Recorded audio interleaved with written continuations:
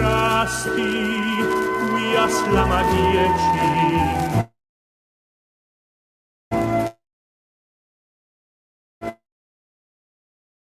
Rasti mir nad twoim ljudima vlada, mir tvojim lađama napuči i tvome danu što se vedar budi. Rasti sretna da svi narodi vide, sa strana svih, sa juga i sjevera, kako se rađa i kako se voli, kako se brani zemlja proletera. Rasti cvjetaj pod zvijezdom slobode, pod rukom partije i pod srcem Tita.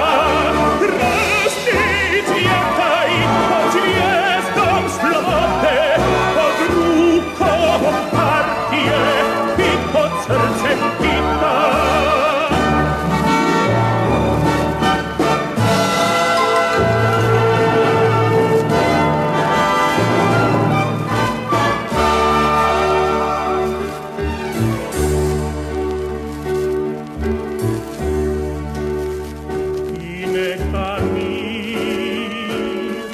Nad tvojim ljudima vlada, mir tvom rudaru i tvome rataru, mir graditelju i tvom čuvaru, mir tvojoj sreći u vodi i u zraku, u pjesmi strojeva i u sjaju žita.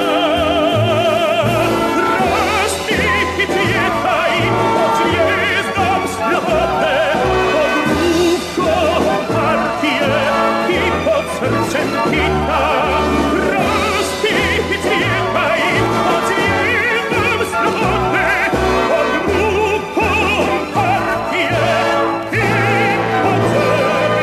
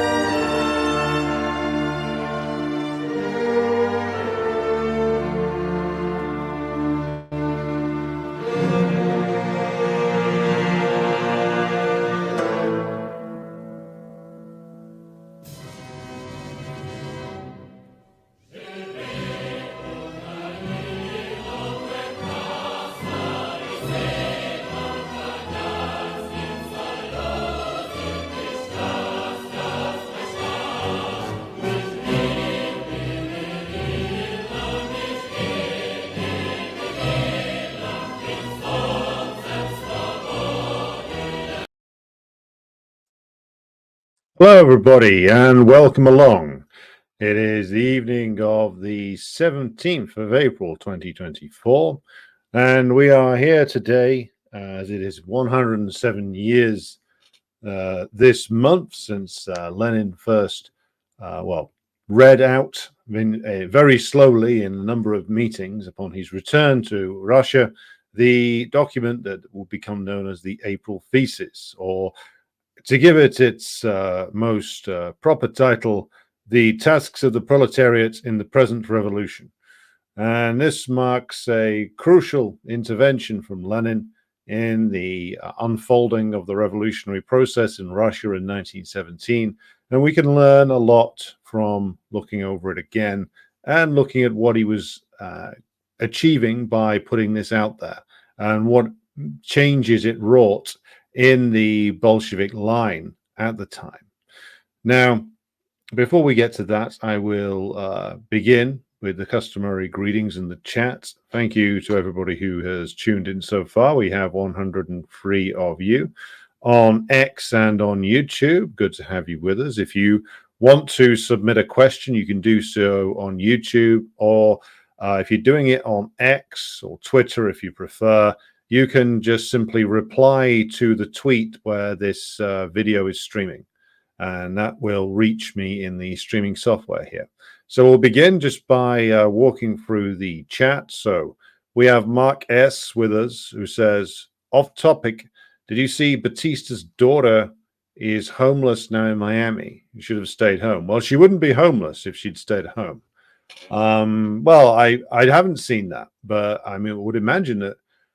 I don't know when Batista actually died. I know he went into exile in Florida, along with many others of his supporters over the years.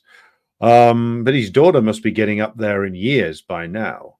I would assume she'd be like late 60s, early 70s, maybe. So you're talking about a woman who's getting on now, who's now been rendered homeless. And if she has indeed been rendered homeless, it's because U.S. imperialism has no use for the Batista family anymore. I mean, they might have been useful in the years immediately following his overthrow, but by the end of his time in power, he was a despised figure, not a figure who could be a rallying point for opposition to the communists. So I mean, his usefulness would have expended itself very quickly, and the usefulness of his family probably expended itself a long time ago. So, but if indeed this is what happened, this has happened, that his daughter has ended up homeless, this is the sad fate of compradors who are no longer of any value to the imperialists. If she had value to the imperialists as some sort of rallying point, they would still be funding her lifestyle, still be funding her living expenses. You lose value to them and you lose everything. They will cut you off and cut you adrift, and no one will mourn you when you're pushed into poverty and misery and despair. If you had gone home, at least you'd have a house, at least you'd have an income, at least you'd have some dignity in your old age. The imperialists are cruel masters in that they pay you very well for a short period of time, but they're more than prepared to sacrifice you, and they're very quick to forget about you when your time is up and they can no longer get anything of value out of you. Traitors are always used up and discarded. Mr. Chopin, who greets us from the great Midwest of the United States and asks the question, could you elaborate on how Marx, Engels, and Lenin inspired James Connolly and the eventual successful Irish Revolution and the liberation of Ireland from the British Empire? That's a rather big question. I can't answer that fully tonight, but I will say that, of course, Connolly considered himself to be a Marxist, and indeed was probably, well, there's some competition for this, but he's certainly one of the greatest Marxists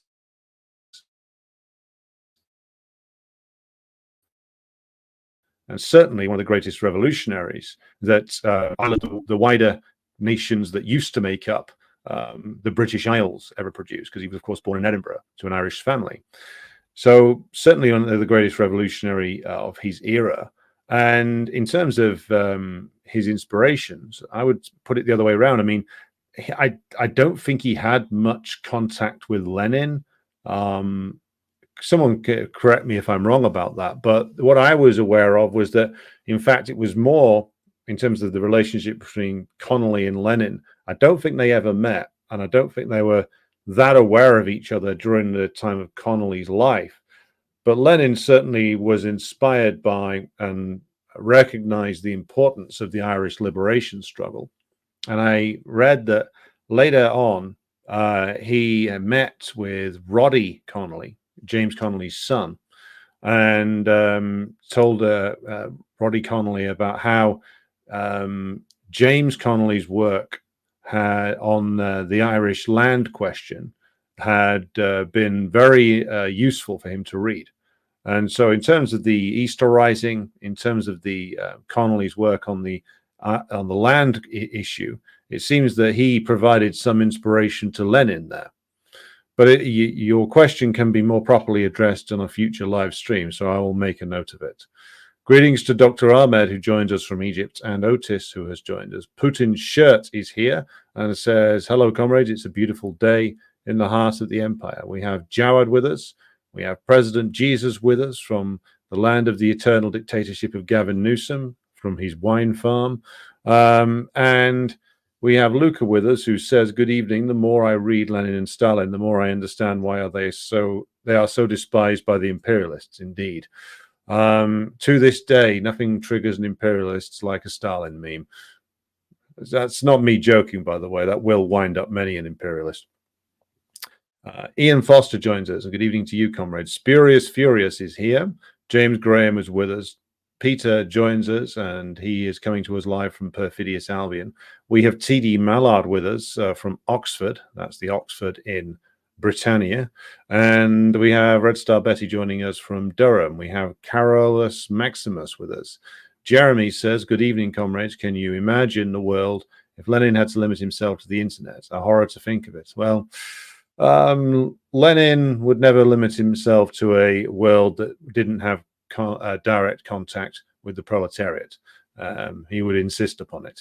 I can only think of the rather harsh words he would have for those who only confine themselves to memeing and posting. I think he would tell them to get off their asses and get out and move amongst the proletariat and learn from them in the most forceful way. Martin joins us from the USA. Davey is with us. We have Paul with us from Finchampstead, Berkshire, sorry. I did an Americanism there for some strange reason. We have Zuleika with us. We have Chris Casseroles, who says, I'm going to try and pronounce this in my limited knowledge of written Russian. Dobreviche is... okay, I can't read the rest of that. Tavarish, I got that. So good evening, comrades, I think is the gist of that one. Todd is disappointed that there's no tie and jacket. The tie and jacket are in the wash, Todd. Even revolutionaries have a wash cycle. So I'm coming to you tonight in a casual shirt. I hope I can be forgiven. So we have Thomas, who says, hello, fellow Bolshevists. TD Mallard asks, will you cover the Narodniks and this or later streams? Probably later streams. They'll get a mention tonight, but they're from a much earlier period than we're talking about this evening. But you're right. There's I should cover Lenin's work on capitalism in the development of capitalism in Russia, because that was his demolition of Narodnik theory. So you're right. I should come back to that definitely. Munis joins us, as does Abtin, and says, good evening, Tel Aviv by October. Indeed. Grassy Knoll is with us from Seattle, Washington. And Zuleika is fine with the check shirt. Well, I think that perhaps after a certain period in the evening, perhaps more casual wear is acceptable. Do let me know your opinions. I do have a full suit somewhere, so I could dig that out. I draw the line at a bow tie, though. That's a bit too 1990s Republican Party. So we have 144 of you watching, so be sure to like and share the stream if you haven't done so already, or retweet it on Elon Musk's private domain. Now, as I said, we are talking about the April thesis tonight, the series of propositions put out there by Lenin in a series of speeches that he gave when he returned to Russia in early April 1917. And he is, as he says in the document, he is putting this together, and he's making this address because, well, first of all, he's doing it as an individual, not as a representative of the Bolshevik Party as yet, because the propositions he's putting forward here aren't Bolshevik policy as yet. They're drawn from Bolshevik policy. But they are an extension of it and a radicalization of it.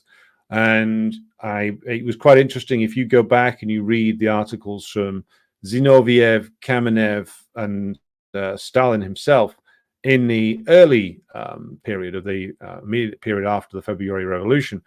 The February Revolution, which we should always remember, was started when working class women started fighting the police in Petrograd, as it was called then, as their frustrations boiled over, and they were because there wasn't enough bread to go around, because the Tsarist Empire's economic circumstances were so appalling, and the state system was collapsing. There wasn't even enough bread to feed the workers, and that was in a situation that was, in some ways, a lot less severe than that which the Soviet Union found itself in 1941 to 42, which is that the Germans weren't as close to Petrograd as they would be to later Leningrad. And that's largely because the Germans had to fight on two fronts in 1914 to 1918. So they were a lot less able to storm all the way into Russia. But even then, with the defeats that the Tsarist army was undergoing on the battlefield, and the strain that was put on the horrendously inefficient system of agriculture in the Tsarist Empire, and again the inadequacies of the Tsarist Empire's manufacturing base, all of that got cruelly exposed by World War One, and the boiling frustrations of the proletarian women who were having to go out there and queue for hours and hours for a very small loaf of bread every day, was the kickstart, the point that the revolution kickstarted. And so after that, and the rapid implosion of Tsarist power, there was, of course, a brief period where the so-called moderate bourgeois, the moderate monarchists, led by people like Guchkov, tried to install Grand Duke Mikhail as the new Tsar, with the argument being made by them that, well, what we need is constitutional reform. We'll get a constitutional monarch. Grand Duke Mikhail's not doing much. We'll get him in. Of course, this was rejected by the working class, as Stalin noted in an article in March of 1917. And so the bourgeoisie had to move to implement a bourgeois democratic republic. And here it is that you see the need for Lenin's intervention in the April thesis, because you start to see that there are certain problems in the line of the Bolsheviks themselves, and these are reflective of wider problems amongst the party that they were still nominally in, which was, of course, the RSDLP, Russian Social Democratic and Labour Party. And they were still nominally together in that with the Mensheviks. They hadn't split apart yet. And Lenin, of course, had been active in pushing for the Zimmerwald Conference to be formed, and a declaration to be made there against imperialist war. And he had come to the conclusion very early on in the war that there needed to be a break with the social chauvinists and the social imperialists of the Second International, and that the reason for this, of course, was the fact that the Second International party leaders, particularly in Germany and France, and of course to a large extent in Russia itself, had all come out for their quote unquote their bourgeoisies in 1914, that all of the very radical sounding slogans that had been passed through the congresses of the Second International all the way up to 1914 had all been discarded like that and had all been thrown away. And it took a reconsidering of all the problems of the social democratic parties, which of course Lenin did in an exhaustive fashion via his studies between 1914 and 1917. And he came to the conclusion, quite correctly, that of course there could be no unity with the likes of his old mentor and collaborator Plekhanov in Russia, with the likes of also people like Tsereteli, Fyodor Dan, people who had been in the Mensheviks and been in the RSDLP for many, many years. In Plekhanov's case, even being the one of the original translators of Marx's works into Russian and the founder of Russian Marxism. But he had turned to reactionary positions, to open social chauvinism, and he had become a bitter enemy, not just of Lenin, but of the proletarian revolution in general. And so Lenin was insistent, after Zimmerwald especially, that there needed to be a clear break made. But he, as was often the case in this period and after it as well, Lenin was, of course, unafraid to be in a minority of one, which he often was when he started arguing for something. When he starts to argue for the break with a decisive break with the Second International, as he does in the April thesis, and the founding of a new international, the decisive break, final break with the Mensheviks, and the reconstitution of the Bolsheviks as a party on their own. All of this was not a position that was initially popular amongst the Bolshevik leaders. He would win most of them over to it, but people like Zinoviev and Kamenev and Rykov were all deeply dubious about this and remained so. And also the fact that Lenin kept insisting that there needed to be, of course, the revolution that would go from being a bourgeois democratic revolution and then go into being a revolution where the proletariat and the peasantry would fight for socialism, and that the democratic tasks could not be the bourgeois democratic tasks of the revolution could not be entrusted to the bourgeoisie, because the Russian bourgeoisie was very weak, it was feeble, it was much more afraid of the proletariat and the peasantry than it was the Tsarist reaction. And so Lenin concluded as early as, in fact, 1905, in his work entitled "The Two Tactics of Social Democracy and the Democratic Revolution," where he's writing at the time of just in the period of the 1905 revolution.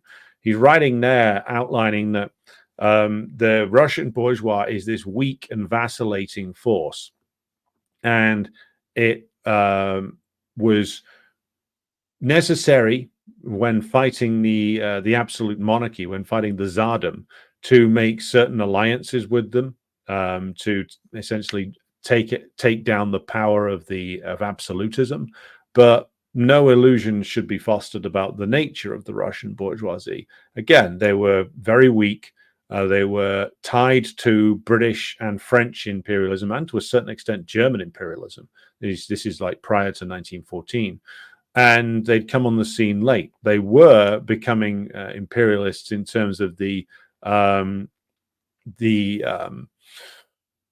their desire for the acquisition of territory as part of World War I. So Stalin makes reference to the imperialism of the Russian bourgeois in a lot of the articles that I've referenced here. And again, if you want to find the references for this particular episode, you can find them on the Marx, Engels, Lenin, Stalin, Mao discussion forums on the Telegram app. So Stalin, in his articles in March of 1917, makes reference repeatedly to the annexationist aims of the Russian bourgeoisie. And of course, Pavel Milyukov, the first foreign minister of the provisional government, was actually quite open about this. which is that he made clear that this was going to be a war for territorial acquisition. So Stalin, in an article from March 26, 1917, entitled Either Or, forcefully makes the point that, well, is it a war? What is this war for? Because in the immediate period after the revolution and after the overthrow of the Tsardom, the initial provisional government was elected out of the pre-existing Duma. So the Tsarist Duma elected a provisional government. At the same time, of course, the Petrograd working class formed the Petrograd Soviet, or I should say, reformed the Petrograd Soviet. And that became the working class center of power. And again, as Stalin observes in his work in March of 1917, the Soviet organization starts spreading to, of course, Moscow and the other major towns in European Russia. And then, of course, it gets taken up in the wider Russian Empire amongst smaller towns. Wherever there is a proletariat, you get Soviets popping up. And you also start to get the peasants seizing the land. And of course, this combined together, so you have the bourgeoisie represented in the provisional government, and they are led by this aristocrat called Prince Lvov. And you have Pavel Milyukov, the leader of the Constitutional Democrats. That's the name known as the Cadet Party. And they were the liberals in this setup. They were the ones who'd been campaigning for moderate constitutional reform. They contained many different varieties, of course, of various different types of liberal. Some of them were more for a democratic republic, at least in some form. Others were for a constitutional monarchy. But of course, Nicholas II, being this sort of buffoonish loser, would never accept a constitutional monarchy because he, much like his distant ancestor, Charles I, thought of himself as being appointed by God. And of course, how can you negotiate away the power given to you by the Almighty? Well, it turns out you can. And so the cadets themselves were the representative, the purest political representatives of the Russian bourgeoisie of the more, shall we say, liberal progressive end. Those known as the Octoberists, led by a man named Guchkov, they were the more openly reactionary. They wanted a few reforms, but they were bitterly opposed to, initially anyway, getting rid of the Tsardom. They wanted basically the Tsardom to just be run a bit better. They didn't even want to go as far as the cadets did. Beyond that, you have like the naked reactionaries, such as the various characters who popped up in the Civil War as leaders of the White Russian armies, such as Kolchak, Denikin, people like others such as Kornilov, General Kornilov, who led the revolt against Kerensky in September of 1917. And these were all like czarist reactionaries, quasi-fascists, that kind of thing. So this is the tenuous setup you have in April of 1917. You have dual power, an increasing situation of dual power. You have Soviets of workers and, of course, soldiers, deputies in the major cities.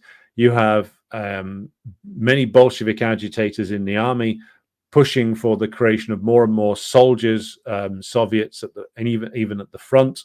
And that agitation is intensifying as the defeats at the front get worse and the situation for the Russian army gets worse. I will just pause now to say that there's a lot of historical revisionism being done by like modern Russian nationalists of the bourgeois and petty bourgeois variety, trying to claim that the Russians were actually winning World War I because of the Brusilov offensive. And this was an offensive that took place against the Austro-Hungarian army, which was a tactical success in terms of it pushing back and delivering a very severe defeat to the Austro-Hungarian army. And so that was a tactical success, but it was a strategic failure because, of course, they didn't actually place that much pressure on the Germans.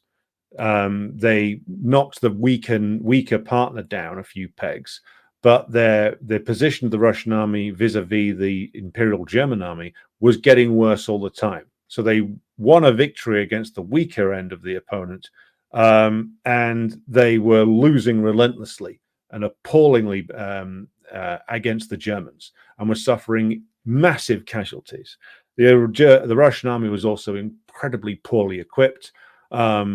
Even bourgeois sources like Orlando Figes, the man who reviews his own works on Amazon, by the way, but even he, who's a bitter anti-communist historian, wrote in his book on the revolution, A People's Tragedy, you can see what angle he's taking there, about the fact that the Russian Imperial Army didn't have enough boots for its soldiers. At one stage, there was on the front with the Germans, there was a situation where they had one rifle between 7 in certain units. So this is an appallingly equipped, incredibly badly led army in most cases. There were officers like Brusilov who were a lot better, but the high command of the Russian armed forces that then were abysmal. And again, like overseen by a system of government that was creaking, an economy which could not compete at all with the heavily industrialized powerhouse that was Kaiser era Germany. So, and of course, an agricultural system that was so horrendously inefficient it couldn't feed the cities or the army. And so, this is what the modern day clowns in the Russian nationalist world want to claim was going to be a great victory, because they'd won a victory against a country that was even weaker than they were. So it's a ridiculous claim, fundamentally. That's a bit of a digression, but I wanted to I wanted to make that point clear, because you see this a lot of historical revisionism now. Other point to make clear is that the Tsarist government were and the Russian bourgeois more generally were owned by the British and the French, and increasingly the Americans as well. But it was the British and the French that controlled the Russian bourgeois. They controlled Nicholas II as well, ultimately. It's why Nicholas II entered the war under the pressure of the Russian bourgeois, and also under the pressure of the people who effectively controlled the fortunes of the Russian Tsarist state, Britain and France. And so now you got this historical revisionism trying to portray Nicholas II as some sort of fucking saint or hero. No, he was a fool. He was the kind of fool that every system on the slide produces. Very similar to Charles I, very similar to Louis XVI. Men completely out of their depth, completely unable to control or even comprehend the historical forces that they were in the midst of, and so ended up dead, just as his royal ancestors did. So this is the foolishness that some of these idiotic Russian bourgeois nationalists want to engage in. But the truth is relatively easy to uncover, even in anti-communist historical sources. So moving back then to the April Theses and what Lenin is trying to do here, he's faced with a situation where the Bolshevik line isn't clear enough. Because, again, you go back and you read the Bolshevik articles from March and early April prior to the return of Lenin, and what you see there is some clear lines on certain things, but a little bit of confusion that could have been dangerous if left unaddressed. And that so they are clear.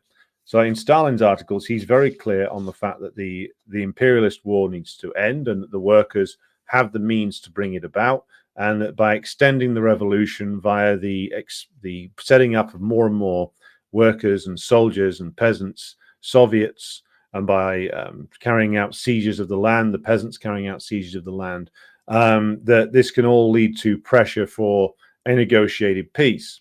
But as Lenin points out in the document, the demand for a negotiated peace was something that was also weak and contradictory, because what you're essentially demanding of the provisional government is that it ceases to be a bourgeois government.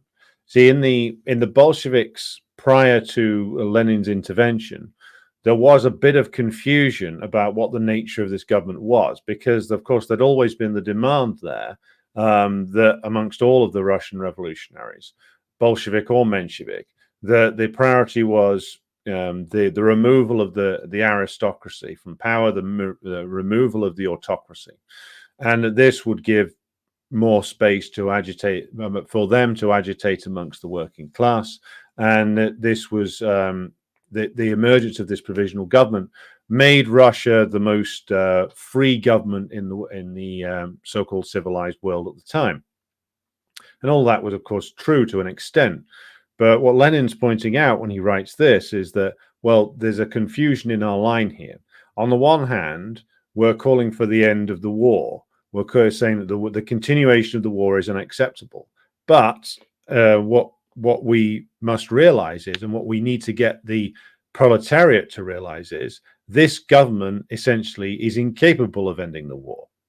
That's what he emphasized here, and what the Bolsheviks would go on to emphasize over and over again, all the way up to October, is that the Russian provisional government is incapable of ending the war, because to do that would require it to renounce its bourgeois status. So the Russian bourgeoisie could not end the war. You see, as Stalin notes in Either Or, the article I just mentioned, Kerensky, when he was Minister of Justice, in an opportunistic fashion, exposed Milyukov or stated that Milyukov, by openly stating they were looking for annexations, the Russian bourgeois politicians were looking for annexations in the war. So they wanted all of Armenia, northern Persia, what's now Iran, and, of course, the long-standing old Russian reactionary idea was that they were going to advance all the way down and claim Constantinople and or Istanbul, and that this was going to be the crowning glory of the Orthodox world, was going to be the reconquest of Istanbul and the taking it off what had been the Ottoman Empire. And this was a serious idea that was kicking around reactionary circles in Tsarist Russia for a long time, and this was part of what concerned the imperialists going all the way back to the 1850s, the British imperialists. Of course, they didn't give a shit about the Ottoman Empire and its continued existence. They just wanted to make sure that when it was broken up on terms favorable to the British imperialists. The Russian Tsardom had other ideas, as again, going all the way back to the 1850s. This is what causes the Crimean War, which is the Russian Tsardom is, of course, advancing around the Black Sea with the idea that they're going to, and indeed they did, help to destroy the Ottoman Empire in Bulgaria and advance then all the way around the Black Sea until you reach, of course, Constantinople. And if you've taken Armenia, what's now Armenia, you've taken northern Persia, you've got a good chance of controlling all of the Black Sea. So this was a serious ambition that the Russian bourgeois were very happy to take up from the autocracy and embrace themselves, because you control over the entirety of the entry point into the Black Sea, and you control access into it, and you've got a very favorable position in the Eastern Mediterranean there. That's a serious position to have. And so the British imperialists, of course, wanted that ruled out and wanted to be able to control that themselves. And they regarded the Mediterranean as something that was belonging to them. The Italian imperialists, when they emerged, also had similar ideas. So the nature of the war being one that is imperialist and is about acquisitions was already being denounced by the class-conscious workers in the Soviets of Workers' Deputies in Petrograd and elsewhere. And Lenin points out, and here I will read directly from the first point in the thesis here, about the nature of the war. So, in our attitude towards the war, which under the new provisional government of Lvov and Co., that's Prince Lvov, unquestionably remains on Russia's part a predatory imperialist war, owing to the capitalist nature of that government, not the slightest concession to revolutionary defensism is possible. The class-conscious proletariat can give its consent to a revolutionary war, which would really justify revolutionary defensism, only on condition, A, that the power pass to the proletariat, and the poorest sections of the peasants aligned with the proletariat. B, that all annexations be renounced in deed and not in word. C, that a complete break be effected in actual fact with all capitalist interests. In view of the undoubted honesty of those broad sections of the mass believers in revolutionary defensism, who accept the war only as a necessity and not as a means of conquest, in view of the fact that they are being deceived by the bourgeoisie, it is necessary with particular thoroughness, persistence, and patience to explain their error to them, to explain the inseparable connection existing between capital and the imperialist war, and to prove that without overthrowing capital, it is impossible to end the war by a truly democratic peace, a peace not imposed by violence. So this is a reference, of course, to what Plekhanov and others were talking about at the time, which is that now the war was about defending the revolution, that the war needed to continue, but it was not going to be the war of the Tsar anymore. This was a war to defend the revolution. And this is something that Stalin had already picked up on in his earlier writings, which was that the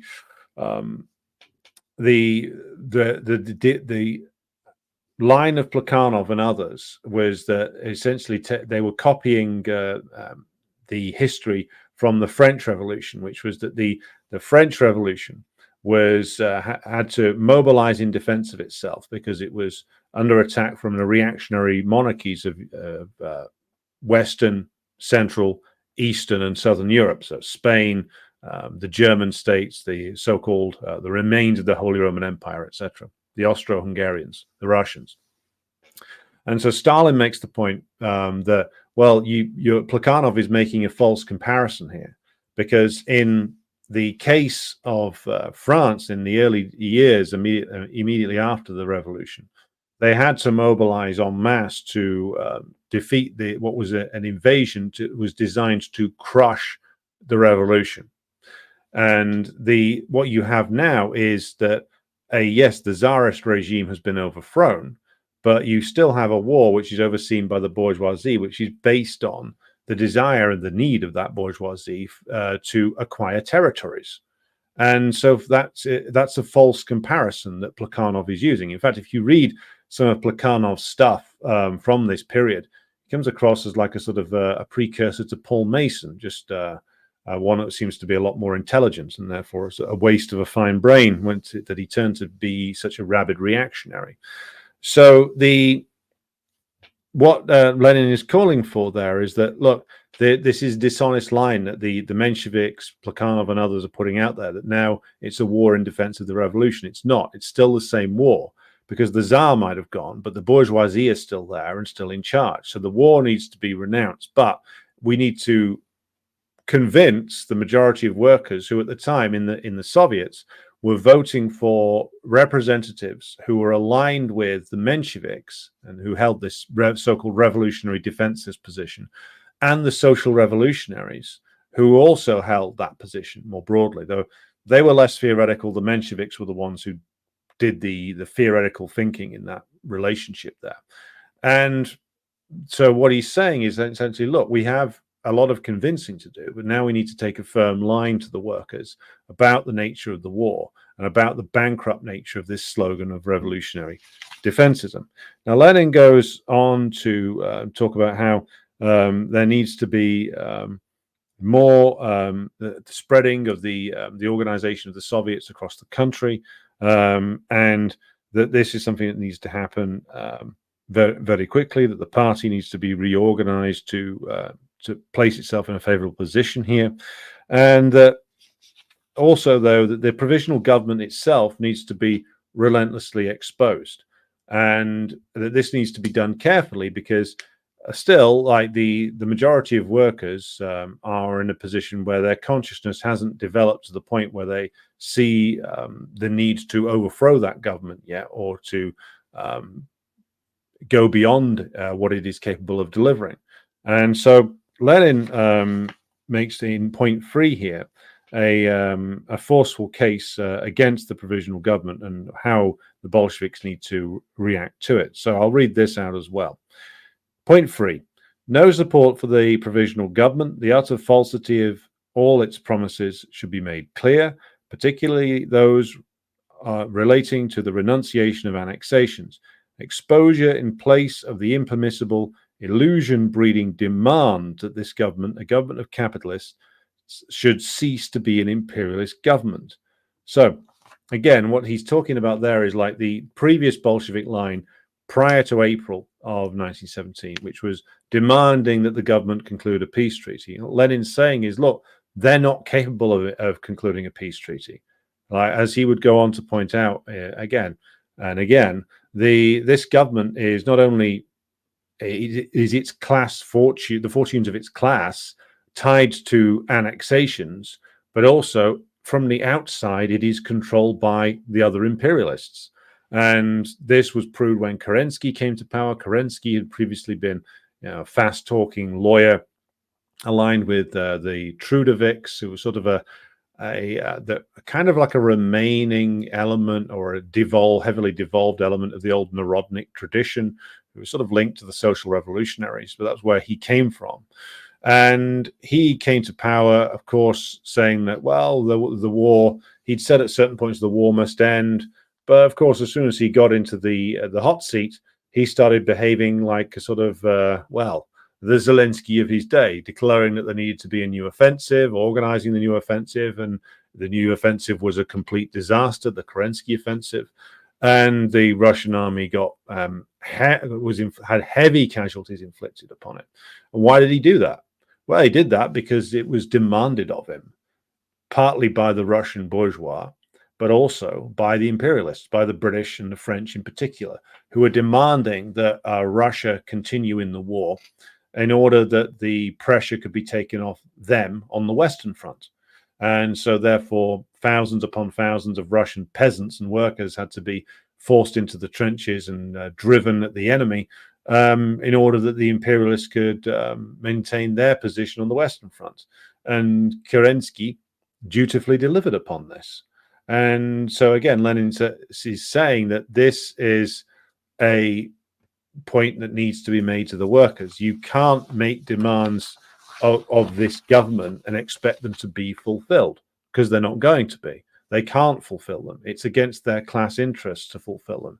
If they fulfilled them, they'd be destroying their own class, basically. And so they're not going to commit suicide. They are going to try to force the workers and the peasants to do so.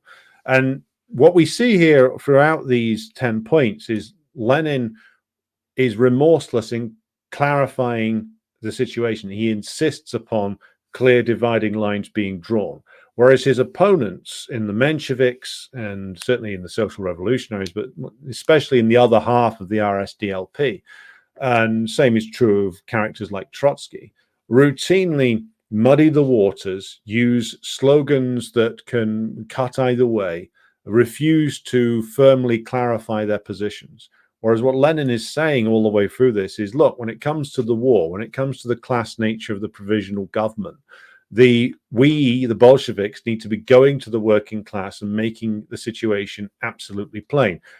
We might not be believed immediately, might even be spurned immediately by the workers, or at least some of the workers who still go along with the Menshevik line or still have some trust in the provisional government. But we need to remorselessly make this point over and over again, as Lenin was fond of saying, patiently explain, and draw the lines for the workers, knowing that the workers will come to see that these are the correct dividing lines, that this is in actual fact the reality that they are in. And because if you're not doing that, if you're adopting these like woolly slogans that sound good, but in actual fact don't clearly demonstrate where the divides are, then you're not preparing the working class for the next period to come. And you're not being honest with the working class. And of course, the Mensheviks were not being honest with the working class. As Stalin notes in an earlier article, the likes of Plekhanov and others essentially are not are jockeying for position inside the provisional government. They are competing for ministerial posts. In an article entitled "Bidding for Ministerial Portfolios" from March 16th, 1917, he levels the accusation at what he calls the Plekhanov-Burdyanov group, who are organized around a newspaper called Jedinstvo.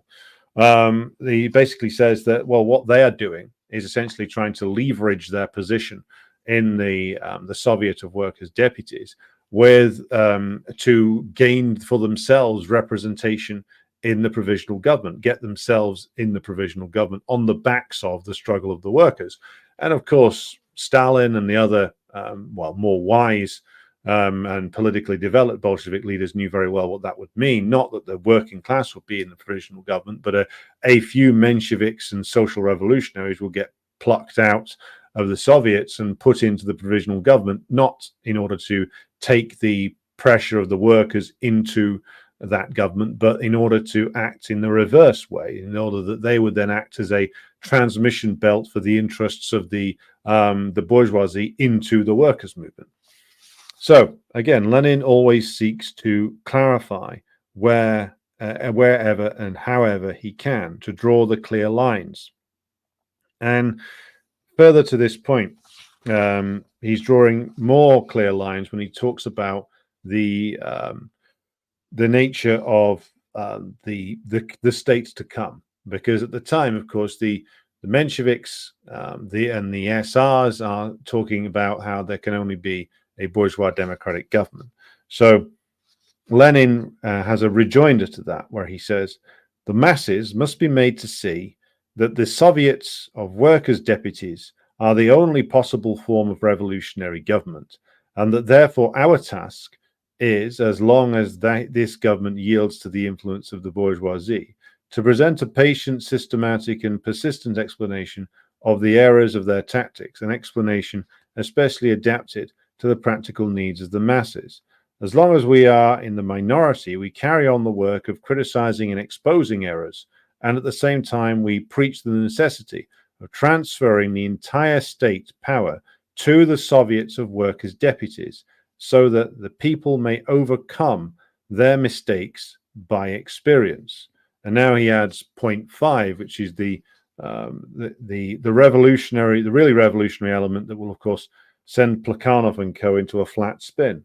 So point 5, not a parliamentary republic. To return to a parliamentary republic from the Soviets of Workers' Deputies would be a retrograde step, but a republic of Soviets of workers, agricultural laborers, and peasants' deputies throughout the country. Abolition of the police, the army, and the bureaucracy, the salaries of all officials, all of whom are elected and displaceable at any time, not to exceed the average wage of a competent worker. So this is, of course, partly taken in he's inspired from the period of the Paris Commune over 40 years previously, and Marx's and Engels's analysis of this. And what he's saying there is that, look, the Soviets, there's these institutions that had grown out of the actions of the Russian working class and later the Russian peasantry. These are the basis for a new form of organization, a new form of state. That this is going to be the basis of the revolution going forward. This is how the revolution is going to succeed. It's not going to be via forming a bourgeois democratic republic. The new form of organization is already there in embryonic form. What needs to happen is that the Soviets need to grow across the country, and you need to have a national organization of them. And it's going to be this state of communes, basically, which is going to be the basis of the new workers' state in Russia. And that, of course, was completely different to what the Mensheviks and others were putting forward at the time, all of whom were seeing, and indeed some, like Kamenev and Zinoviev, in the Bolsheviks, agreed with this. The idea that it had to be a bourgeois democratic republic, and that we had to collaborate still with the Mensheviks, and they had to still make sure that there was some kind of unity between the different socialist groupings that had once all been part of the RSDLP organization. And so this clear dividing line, or these clear dividing lines, I should say, that Lenin is drawing here, the ending of the imperialist war, the going to a state that is organized on the basis of the unity of the unity of the Soviets into one national organization, a unified organization going across the country. The extension of the Soviets to every single place in the country, which was spreading rapidly throughout 1917.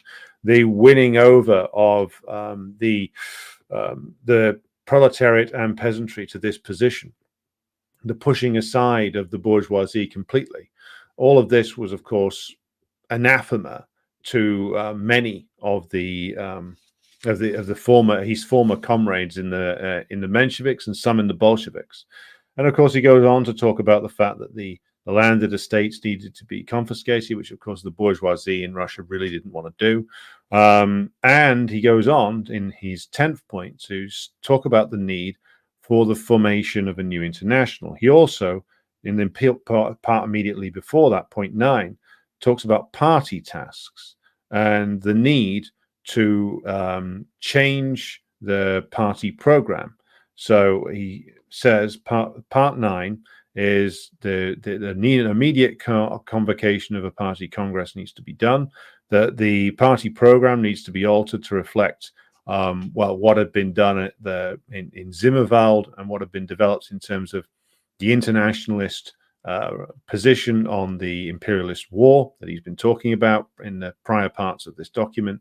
And also on what he says is our attitude towards the state and our demand for a commune state, as he puts it, and the amendments of our out-of-date minimum program and the change of the party's name. So the dropping of the RSDLP name, wanted to essentially adopt the name communist, a communist party, but initially they just went with calling themselves the Bolsheviks. But of course that would evolve again over time as well. But point 10, to come back to that, he talks about the need for a new international. So again, I'll quote from this.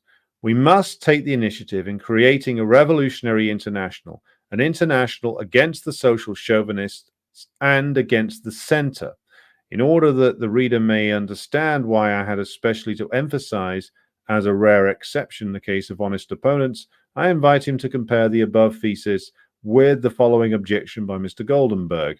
Lenin, he says, has planted the banner of civil war in the midst of revolutionary democracy. And of course, this is a reference to Plekhanov's group. And they immediately alleged, as soon as Lenin started talking like this, that Lenin was bringing a civil war to Russia, that Lenin was endangering the revolution, that the revolutionary democracy needed to be defended against the dreadful German invader, and Lenin was getting in the way. He might even be a German agent. And this was a common refrain. And Lenin points out that he hadn't called for anything. He had called for the advance of working class power. He'd called for the spread of the revolution into the countryside. He'd called for the Bolsheviks to explain the inadequacies of the provisional government, but nowhere in this document did he say it needed to be overthrown. Of course, he wasn't in a position to make those demands as of yet. The working class needed to be convinced. But of course, the Mensheviks immediately said that Lenin was preparing for civil war.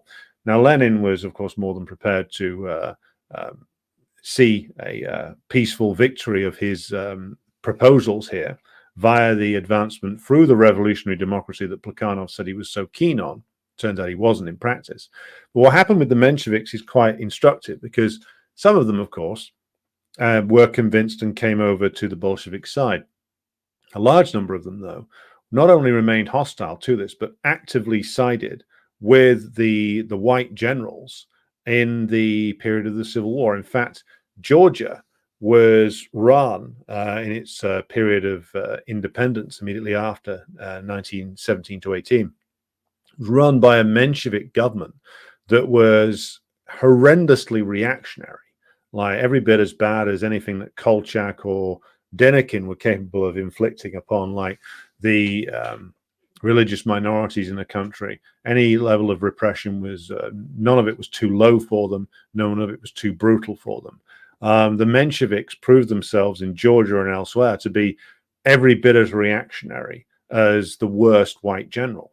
And again, like, this is what happened to people like Plekhanov, because as soon as they compromised themselves, as soon as they bought into the idea of backing the imperialist war, well, after that, it was just a relentless downward spiral for them. They ended up, Plekhanov died before he could disgrace himself too much further, but a lot of the rest of them all ended up as like the most raving, bitter reactionaries, often in exile in Paris and London and especially New York.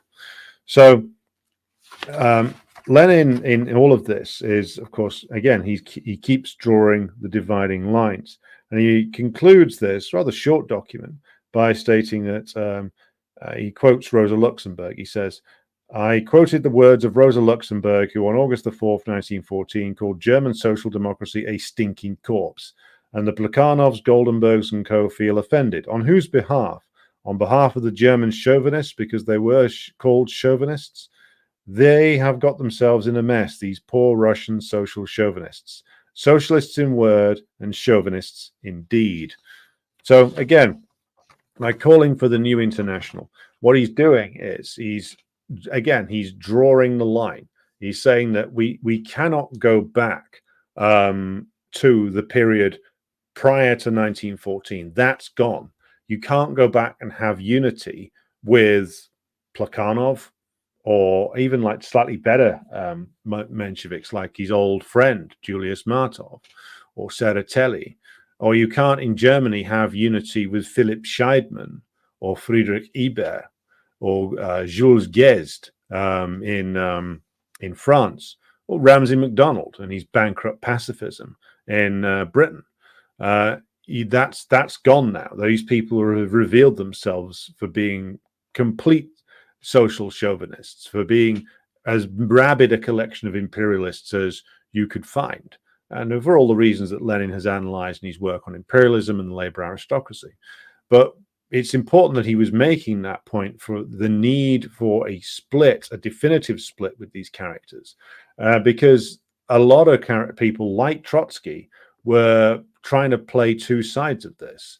Like there were a number of people, like I think Trotsky's group was called the Mezreyontsy, who were essentially balancing between the Bolsheviks and the Mensheviks. Eventually, at the last minute, they joined the Bolsheviks.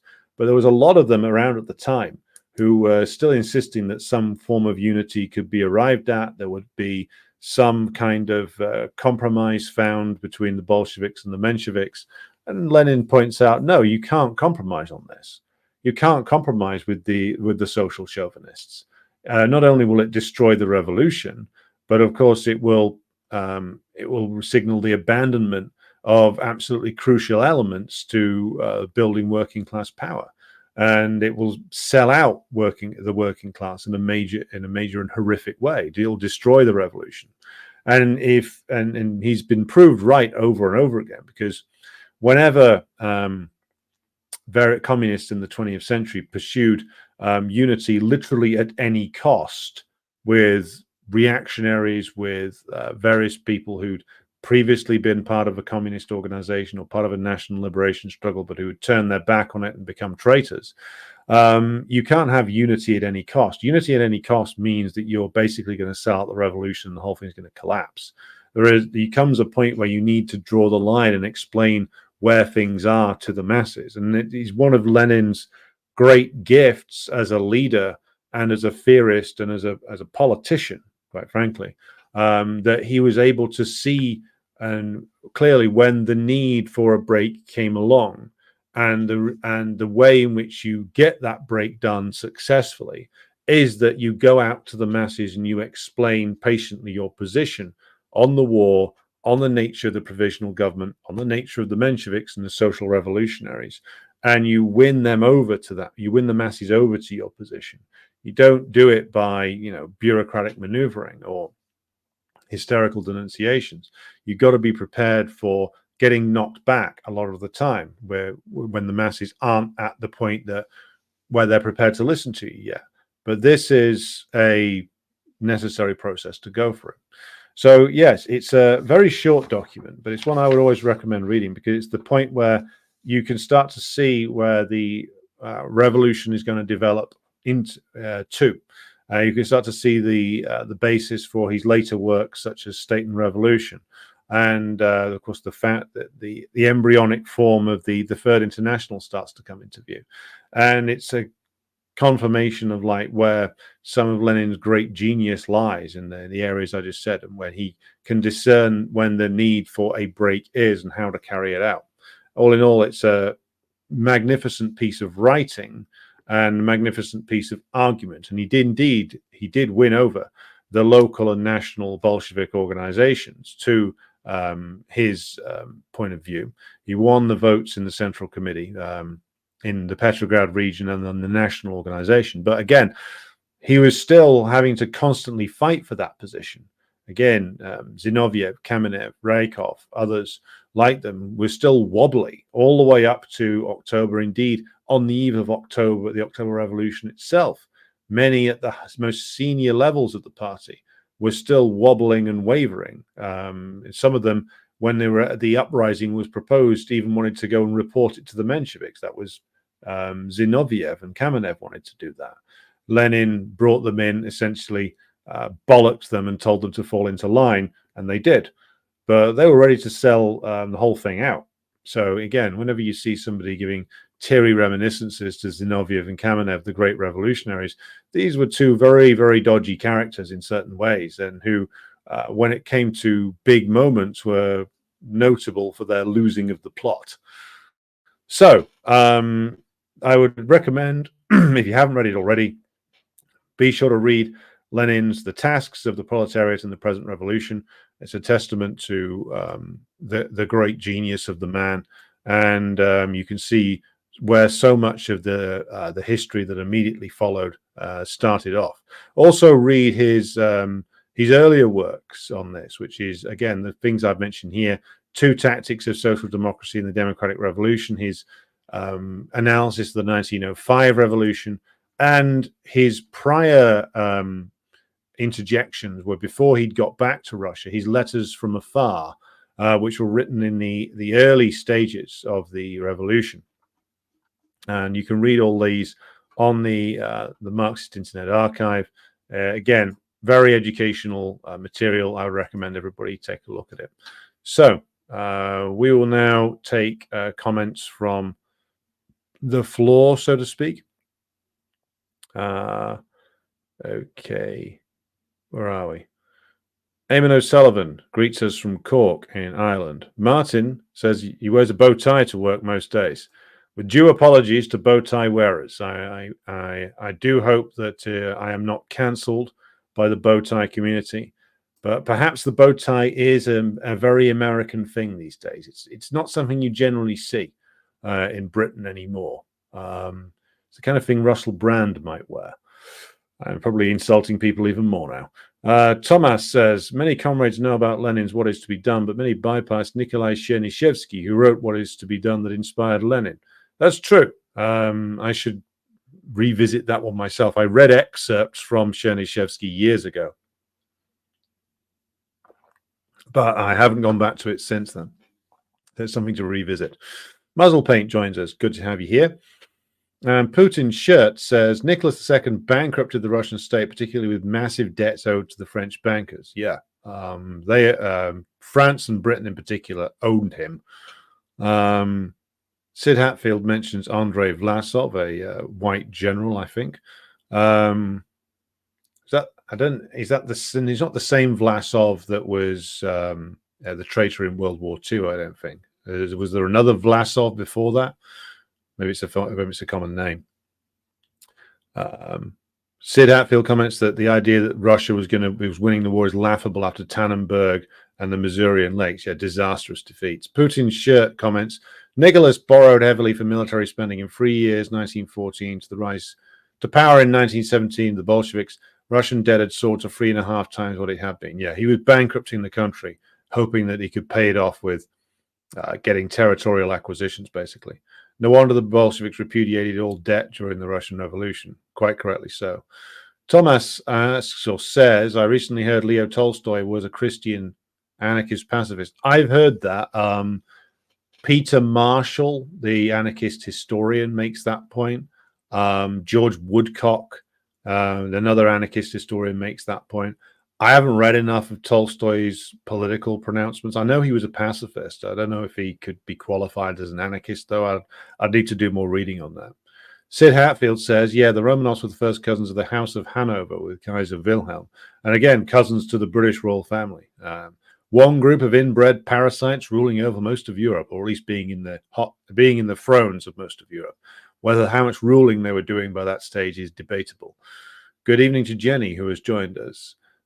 Nicholas was the Zelensky of his time. Well, certainly there were a lot of contenders for that title back then.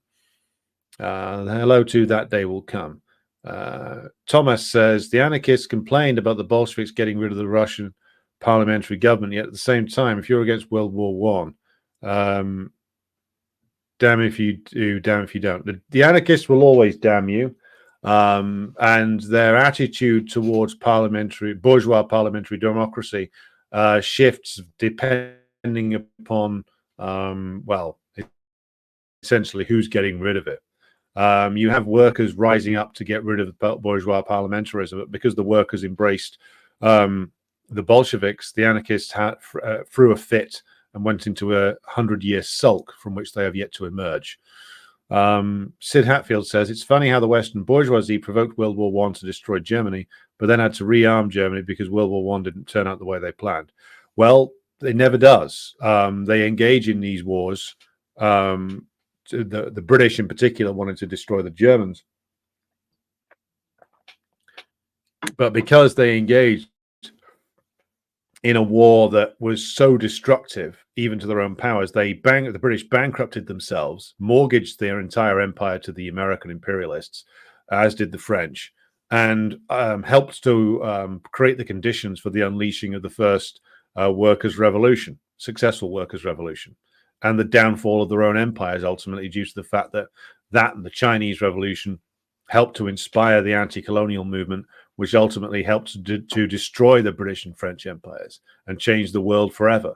So, whenever I see anybody claiming that the ruling class have these carefully crafted, worked out plans that mean they're always going to come out on top, just look at what happened with World War I.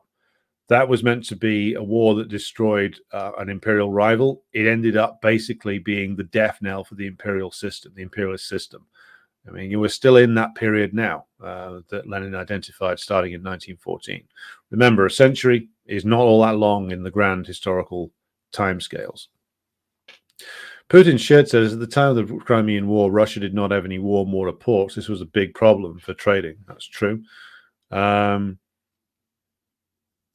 are we now? Grassy Knoll says, I think Russia needs Odessa in order to secure the Black Sea. Well, they might just get it this time. Or get it back, I should say. Rasputin didn't help, says Thomas. Yes, well, if you complete side issue, but in terms of the English language versions of the Rasputin story, I mean, there's some very funny ones out there. There's the Rasputin as played by Christopher Lee, which is very entertaining, an old Hammer horror movie, very over-the-top performance, bears no resemblance to reality whatsoever, but what do you expect? The one that's really great, though, out of a kind of mediocre film, is in Nicholas and Alexandra, which is, of course, the story of the downfall of the Romanovs. But you've got Rasputin in that, played by the great Tom Baker, Doctor Who himself, in a massively over-the-top performance. One that is truly epic. So check that out if you haven't already. It's worth it just to see Tom Baker as Rasputin going absolutely fucking bananas. Sid Hatfield comments, there is so much disinformation in the West about that period of Russia's history, 17 to 22. Oh, yeah. I would recommend the work, The Plot Against Russia. There's a book by that title, which came from the later period of World War II, which chronicles a lot of this stuff. It's an American book that was published at the time of the alliance between the US and the Soviet Union in World War II.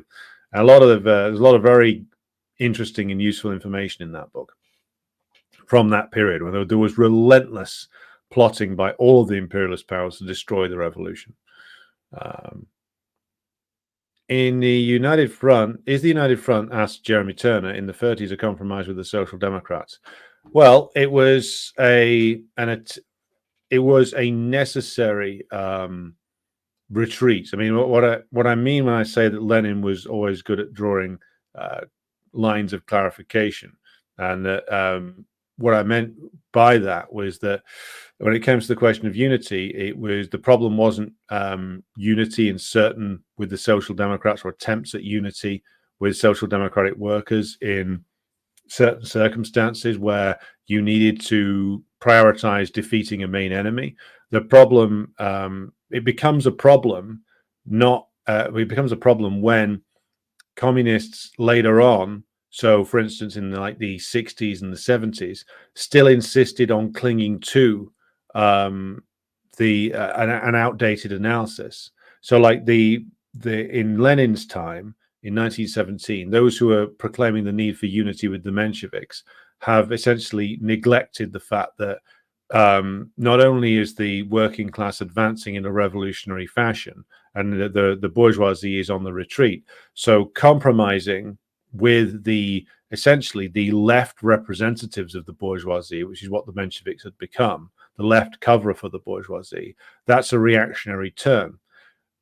A necessary alliance with the Social Democrats, who were still supported by millions of workers in the 1930s, when the revolutionary wave has ebbed, and you have a reactionary force on the march that needs to be stopped as a matter of priority, then you need to recalculate. Like Lenin was never afraid of recalculating.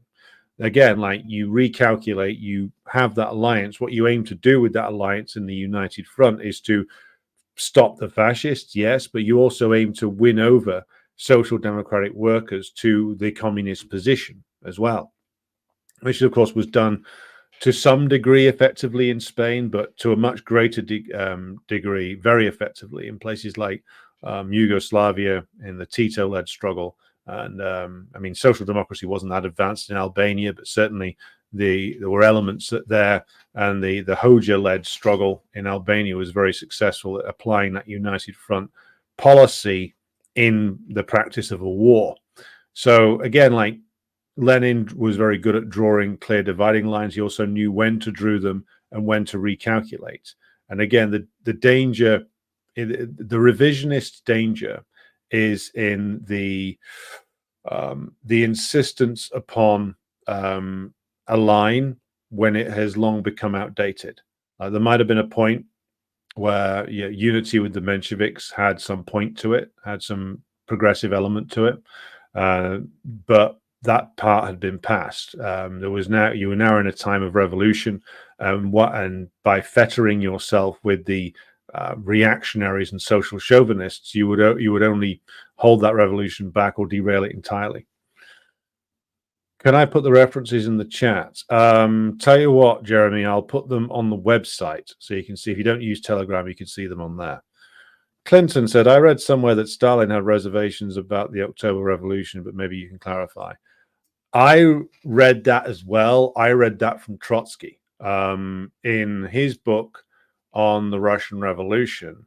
He claimed that, well, first of all, he claimed that Zinoviev, Kamenev, and Stalin were all essentially calling for unity with the Mensheviks and calling for support for the provisional government prior to Lenin's return in April. And that's why I read Stalin's articles from the period March to April 1917, because he was writing a lot. He'd been, of course, essentially in exile inside Russia up to February of 1917, when he was able to return to Petrograd. So reading Stalin's articles, I can't see any of the allegations that Trotsky made about him in there, which is that he reflects the line of the party at the time, of course, as Lenin acknowledges they needed to change the line. But in the work that he's doing in March of 1917 to early April of 1917, I can't see his enthusiastic support for the provisional government in there, which you do see more in Zinoviev and Kamenev. In terms of the Stalin having reservations about the October Revolution, I've not seen that. I mean, again, like I won't claim I've read everything that Stalin wrote in that period, but I've read a lot of it, and I can't see any of that in there. Again, this is a claim that was made by Trotsky, and it was a claim that was elevated by his supporters later on. The idea that because Trotsky, of course, only comes across to the Bolsheviks at the very last moment, and he always said in everything that he wrote, particularly after his exile, that he was not a Menshevik, and he was in actual fact more revolutionary than Stalin. And he was so revolutionary he couldn't be part of the Bolsheviks because the Bolsheviks, other than Lenin, were all these like stodgy old conservatives, and that he, Trotsky, was the true revolutionary, and he was just too damn revolutionary, too much of a man for them, basically. I'm not exaggerating, by the way. He literally says things like that in his history of the Russian Revolution, which again is a very well-written tirade, which is essentially what Trotsky was delivering at the time. So he has an interest in claiming that he's more revolutionary than thou. So particularly when it came to Stalin, he always sought to paint Stalin as an opponent of Lenin, which wasn't true. He was often the opponent of Lenin, but again, Trotsky turned it on its head. So I haven't read anything about Stalin having doubts about October other than in Trotsky, and I haven't seen anything in Stalin's own work that would provide actual evidence of what Trotsky wrote. Trotsky was just making assertions to essentially secure his own legend. Cobra Commander is with us. Mary says, with reference to Rasputin, or should I say Rasputin, Russia's greatest love machine. Hey, the man seduced a queen in a time of war. He went a long way from being basically like a fraudulent holy man, dodgy faith healer, and essentially a guy running a circus act. And he literally shagged his way into the Winter Palace. The man had ambition, you might say, and provided many bad fiction writers with a character that they could do all kinds of weird things with in the future. And of course, Boney M with a disco song. Right. Okay. So it is 22 midnight, and we are getting on to 197 people with us at the moment. So that is 106 on X and 91 on YouTube. So, okay, I am going to be drawing things to a close in just a moment. I would say if you have questions on anything that we've covered this week, be sure to email me over the course of the next 24 hours, and I'll address them in a Q&A session on tomorrow's program. Just with regard to the upcoming week, I'm away on a holiday or vacation, as Americans would put it, from Friday of this week until Friday of next week. So what I'm going to do is I'm going to record a few shorter programs timed to go out on the channel over the course of the next 7 days from Friday to Friday. So I'll announce what those are going to be when I've got them done tomorrow. And again, I'll be returning on Friday evening of next week. So there'll be a show tomorrow. There'll be some pre-recorded shows over the course of the next 7 days. And then I'll be back with the lives on the Friday after that. But thank you for joining me this evening. Again, submit your questions overnight, and I will look to answer them tomorrow in the Q&A, and be sure to read the tasks of the proletariat in the present revolution and the other things I've referenced tonight, and I'll be back with you again tomorrow.